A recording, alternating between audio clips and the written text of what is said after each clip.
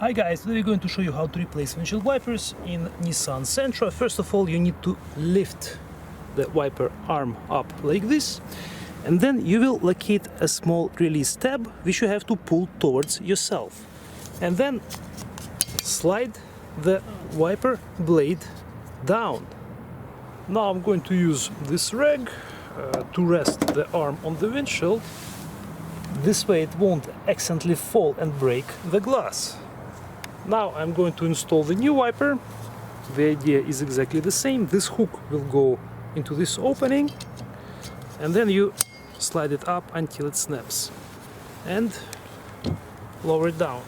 The passenger side gets done exactly the same way. First lift the arm up, and again I will locate the release tab right here and pull it towards the arm like this, and now I will slide it down. So hold and slide down this way. I will use a rag again to lower the arm. I will install the new wiper. The hook will go inside into this opening. Pull it up until it snaps, and the replacement is complete.